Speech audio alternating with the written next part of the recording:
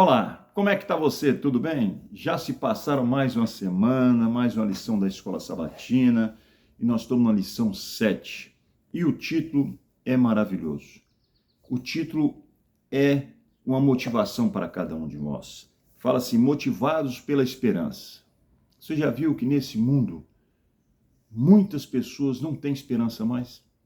Muitas pessoas que estão nessa guerra de Israel, muitas vezes as pessoas que estão na guerra da Ucrânia, será que eles têm esperança de um mundo melhor, de um amanhã melhor, do seu país poder voltar à normalidade? É complicado, não é verdade? E o texto aqui, como a lição da Escola Sabatina, fala vários temas fabulosos. E começa pelo versículo, que é o versículo áureo, está em Isaías 25, 9, fala assim: E naquele dia se dirá, eis que este é o nosso Deus, a quem aguardamos, e ele nos salvará. Este é o Senhor, a quem aguardamos. Na sua salvação gozaremos e alegraremos. Amém. Você já viu uma coisa que o texto aqui fala? Que aguardamos. Sabe, aguardamos novos dias, aguardamos anos melhores, aguardamos melhores salários, uma saúde bem melhor, né? Mas também muitas vezes nós temos que aguardar pessoas que vão chegar, amigas ou parentes maravilhosos, seja no aeroporto, seja na estação de comboio, seja nas rodoviárias. E muitas vezes o autocarro, ou o avião, ou o comboio se atrasa. Aí o que acontece? Acontece muitas vezes que a gente fica o quê? Cansado, ou muitas vezes até desanimados, ou muitas vezes até preocupados. Mas Isaías está falando aqui de um convidado que esteve aqui na terra e prometeu que ia morrer por ti e sua família, mas para mim também, minha família, e que nós pudéssemos aceitá-lo como um único Rei Salvador. E esse amigo maravilhoso, ele não falou a hora, ele não falou o dia, mas ele garantiu que ele ia retornar. Que coisa maravilhosa, né? É maravilhoso saber que nós temos um Deus que não nos deixa órfãos, que não nos deixa sozinhos nesse mundo. E isso é interessante porque quando ele fala a promessa da sua volta, o que fala em João capítulo 14, verso 1 a 3? Isso que eu vou vos preparar lugar, vou te dar uma casa, e se eu for e vos preparar, o que ele falou?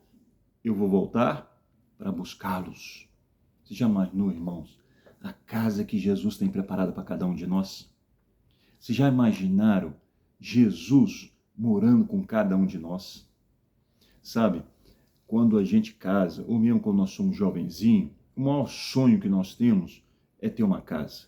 Alguns têm um sonho de ter uma casa com piscina, com quadra de tênis, campo de futebol. Outros não. Tem só um lar já importante. Mas quando a gente casa, principalmente a esposa, e muito bem, ela quer ter o seu cantinho com seu marido e a sua família. Não quer dizer que morando com o sogro e a sogra, né, no início, não possa ser um lugar bom. Lógico que é bom. Quem não ama seu sogro, quem não ama sua sogra, não é verdade? Mas não é a mesma coisa.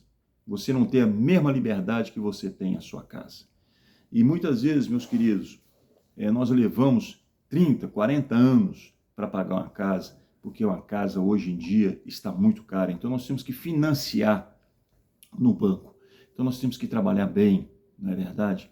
E até a exaustão muitas vezes, que é um perigo para a nossa saúde, seja física, seja espiritual. Mas quando a gente obtém essa casa, irmãos, é uma alegria imensa, não é?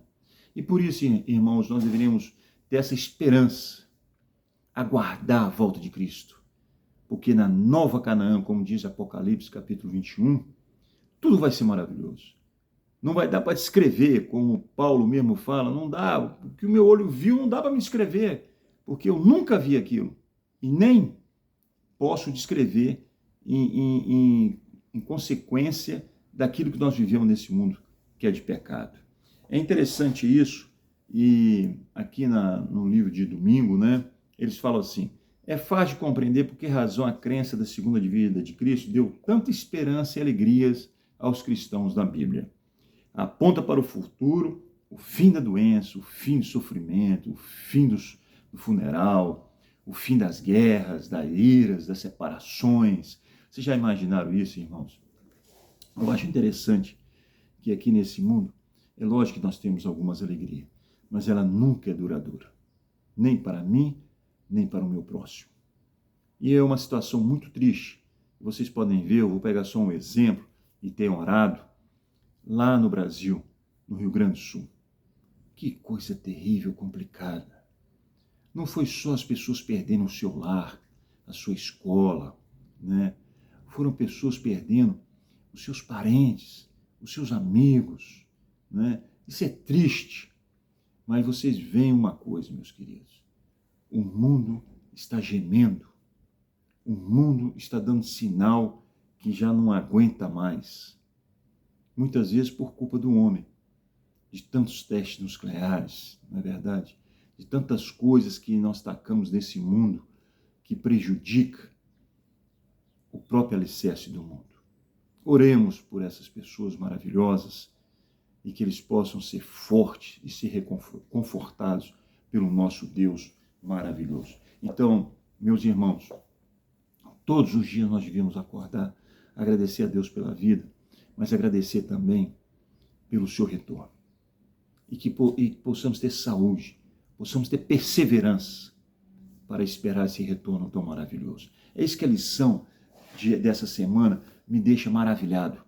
É isso que essa semana faz com que eu possa ter uma esperança eterna, como você também.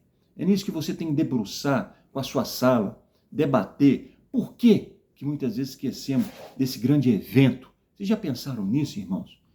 Que muitas vezes esquecemos do maior evento que vai acontecer no mundo, que é a volta de Jesus. Vocês já imaginaram, como diz Apocalipse, capítulo 1, verso 7, né? Que ele vai vir e todo olho verá, até aqueles que o quê? Trapassaram, até aqueles que o mataram, Pilatos, Caifás, Anás, aquela multidão, não é? As falsas testemunhas contra Jesus. E esse dia vai ser glorioso, maravilhoso. E o que eu tenho que fazer? Eu tenho que espalhar isso para o mundo.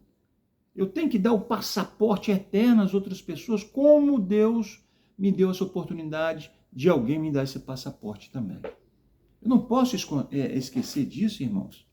Vocês podem reparar, se vem aqui um cantor famoso, se vem um jogo maravilhoso de basquete, de vôlei, de futebol, a gente fica contando os dias, horas, minutos, para que possa acontecer aquele evento maravilhoso. A mesma coisa com Jesus. E muitas vezes eu fico pensando, poxa, por que muitas vezes eu não lembro? Porque o mundo muitas vezes está uma velocidade tão grande, um estresse tão grande, irmãos, que você fica com a mente tão cheia, que não dá para você lembrar do melhor, de você se aperfeiçoar no melhor e até mesmo de aproveitar o melhor. Os pensamentos puros, como disse Filipenses, né? Tudo que é puro, tudo que é honesto, né? Tudo que venha para engrandecer Cristo na sua vida, é isso que nós deveríamos pensar. É interessante que a Bíblia fala aqui, esperando o tempo. Embora os reformadores protestantes acreditassem no regresso literal, visível, audível e glorioso de Cristo, que vai ser, a compreensão dessa verdade bíblica mudou gradualmente. Pregadores populares do século XIX ensinaram que Cristo viria para estabelecer o seu reino na terra e dar início a 1000 anos de paz. Isso levou a letargia espiritual e um compromisso apático com os valores espirituais. Eu falo até mais, irmãos. Há pessoas que acreditam que Jesus já voltou em 1900 e pouco. Há pessoas que falam que só os olhos proféticos podem ver Jesus. Mas isso é contrário àquilo que está escrito na Bíblia. Como Jesus fala, a sua vinda vai ser como um raio que tanto o Ocidente como o Oriente vê. Como também Apocalipse, capítulo 1, vai lá, todo olho verá, toda nação se lamentarão. Estuda Mateus capítulo 24 e vocês vão comprovar essa verdade maravilhosa, meus queridos irmãos. Quando Cristo veio pela primeira vez, um bebê na manjedoura de Belém, muitas poucas pessoas perceberam a sua vinda. É verdade, já pensaram nisso? Jesus, desde que Adão e Eva pecaram, o que Jesus fez? Fez com que de manhã e à tarde eles pudessem sacrificar o que? Um cordeiro. E quando João Batista viu a Jesus, ele falou: eis o Cordeiro de Deus que tira o pecado do mundo. Então esse cordeiro que era sacrificado desde Adão e Eva e foi gerações em gerações, era para que o povo tivesse essa esperança. Era que o povo se preparasse para receber o verdadeiro Cordeiro de Deus que tira o pecado do mundo. Mas com o tempo, meus queridos irmãos, isso caiu na rotina, que é complicado quando a nossa vida cai na rotina, a nossa vida espiritual. Olha, meus queridos, eles tiveram os profetas explicando, alertando, mas o povo, infelizmente, começou a se esfriar para as verdades de Deus. E começaram o quê? A abraçar as doutrinas satânicas de outras nações, principalmente adorações de ídolos. Vê lá em Isaías, vê o profeta Jeremias, como esse homem sofreu, mas ele foi perseverante, né? Ele não olhou a sua vida, mas sim do próximo, e ele sempre alertando o povo. E uma das coisas que alertou era o seguinte: se vocês não se arrependerem, Nabucodonosor vai destruir essa terra todinha. E isso que aconteceu. O templo, a nação escolhida por Deus para espalhar a mensagem, foi totalmente destruída. Como também o mundo no tempo do dilúvio. Por quê? Lê lá no capítulo 6 de Gênesis, você vê como estava a humanidade. Vê se no século 21 tem alguma diferença dessas gerações. Eles passaram 70 anos em Babilônia, mas infelizmente não aprenderam. E nós aprendemos isso. E nós amamos a Deus e guardamos seus mandamentos, meus queridos. E é isso que nós temos que compreender. Então, naquele dia fabuloso, no nascimento do Todo-Poderoso, do nosso Salvador, olha que humildade, ele nascer como bebê. Ele nasceu como bebê, na minha opinião, é que a gente nunca possa ter desculpa. Porque se viesse adulto, se o senhor veio adulto, foi mais fácil. Se ele viesse como Deus, poxa, então é muito mais fácil para o senhor ainda, né? Mas tem uma situação que, por que Jesus também não veio como Deus? Deus é imortal. 1 Timóteo, capítulo 6, você vai lá ver isso. Então, como é que Jesus ia morrer por nós? Como é que Jesus ia sentir o que nós sentimos? Então, ele teve que passar por tudo que nós passamos para que a gente não pudesse ter desculpa. Irmãos, eu estou falando sério para mim.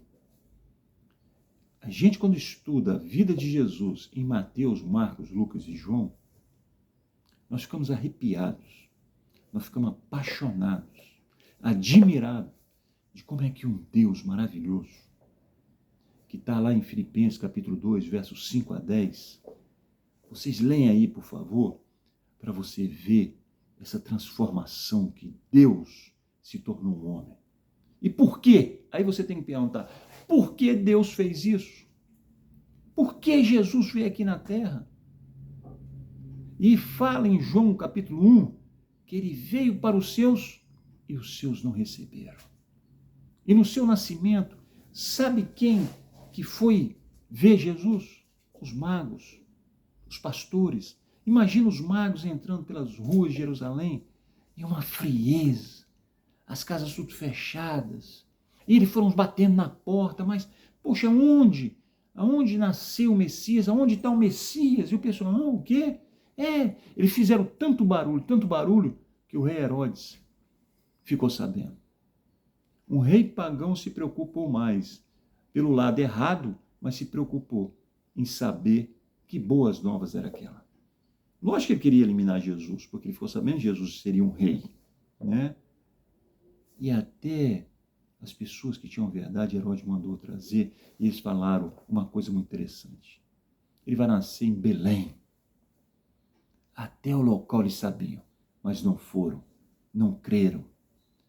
Eu fico muito preocupado comigo mesmo, se realmente eu sou um cristão que entrega minha vida a Cristo, ou sou um cristão teórico.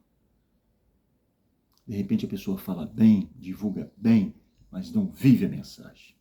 E isso aconteceu com aquele povo daquele tempo. E nós hoje acreditamos realmente na volta de Cristo? E hoje, realmente, nós colocamos Jesus acima de todas as coisas. É interessante que Jesus chama pessoas que a gente nem imagina. Repara bem, se você for ver bem, sabe quem escreveu o Apocalipse? O apóstolo João. Sabe como João era chamado antes de conhecer Jesus? Filho do trovão. Era um homem nervoso. Pedro também tinha esse pensamento, essa maneira de ser, né? Precipitado logo em responder, em falar. Mas João e Tiago não eram os filhos do trovão, eram nervosos, deviam ser mal educados. Mas o que eles fizeram? Eles se achegaram a Jesus. Eles acharam que Jesus os abraçasse, o mudasse, o seu quê? O seu gênio, a sua maneira de ser. Aí vocês veem a transformação. De filhos de trovões para o discípulo amado. Será que eu não preciso dessa transformação? Será que você não precisa dessa transformação? E Deus chama um fazendeiro chamado Guilherme Milha. A história dele é maravilhosa.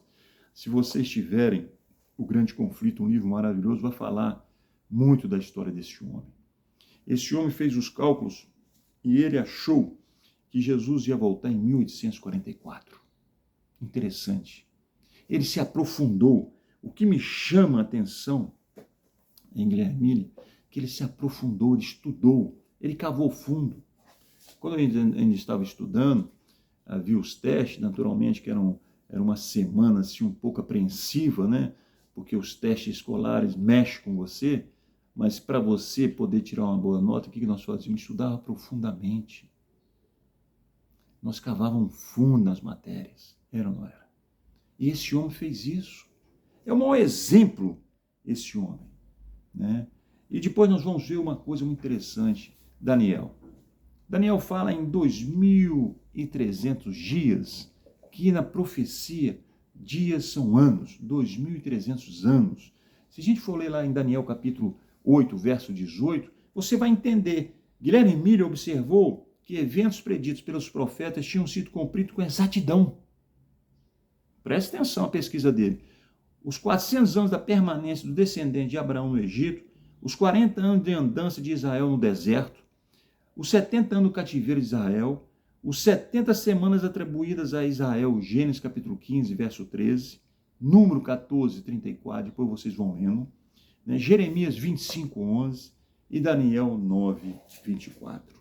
É muito interessante, à medida que Guilherme Milha estudava as profecias, comparando texto com texto, é isso que nós temos que fazer também, comparando o velho com o novo com o velho, irmãos, tendo a esperança eterna. Se você for ler o capítulo 1 de Apocalipse, as pessoas falam, poxa, eu tenho medo de ler o Apocalipse, é muito terror, são pragas, são terremotos. Irmãos, lê só o capítulo 1, você vai ver a motivação de sentir que Jesus vai vir nessa terra para te salvar, que seu sangue lava os nossos pecados e que ele anda no meio das igrejas. Que coisa maravilhosa. Sabe por quê? Porque você é especial para ele. Porque eu sou especial para ele. Entendeu? Porque Guilherme Milha era especial para ele. Apesar dele ter errado, né? Que ele achava que Jesus ia voltar na terra, mas não. Jesus ia passar do lugar santo para o Santíssimo. Por isso você estuda Daniel capítulo 7, né? E vocês vão compreender profundamente sobre esse tema. Guilherme mexeu com uma nação. Guilherme Milha fez com que muitos e muitos se entregassem ao Senhor. E fez ainda mais que uma minoria, porque depois que fez o desapontamento, depois que acabou o dia 22 de outubro de 1844, que Jesus não veio, muita gente desistiu, muita gente começou a troçar de Guilherme Milha, né? Muita gente desistiu, mas uma minoria não. Uma minoria continuou pesquisando.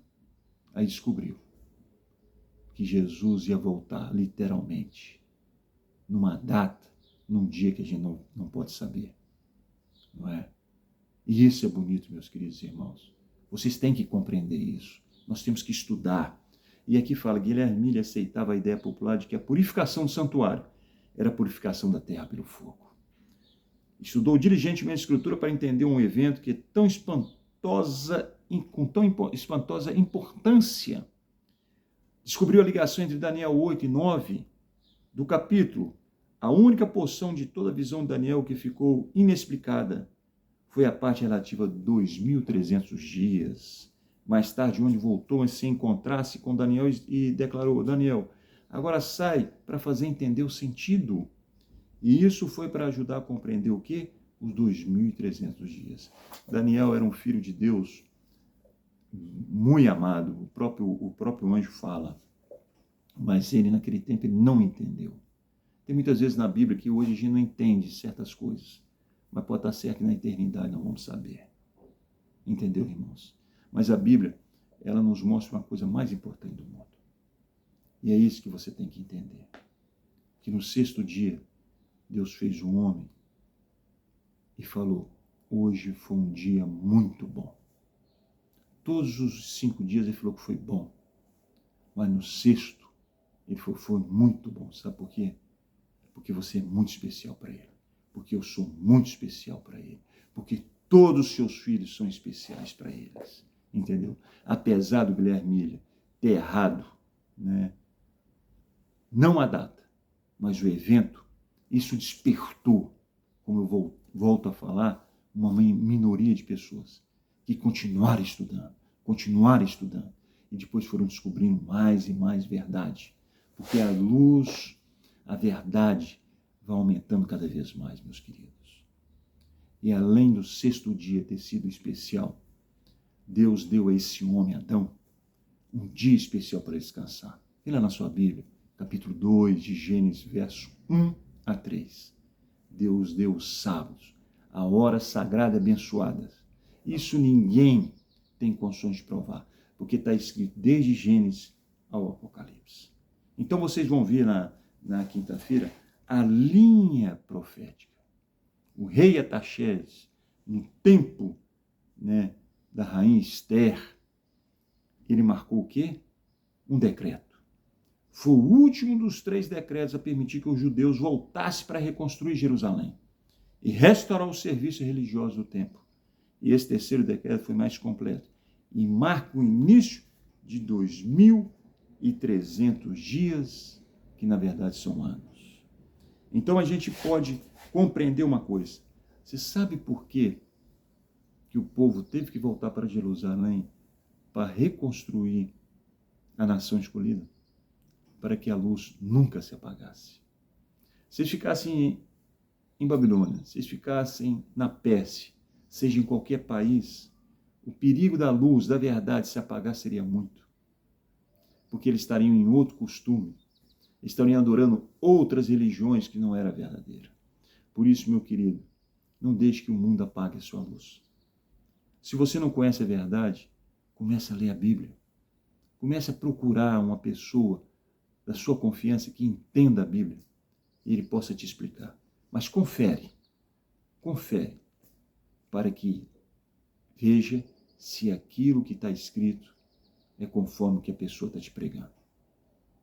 É isso que eu peço a Deus todos os dias, que eu possa conhecê-lo cada vez mais e que eu possa entregar a minha vida cada vez mais a Ele.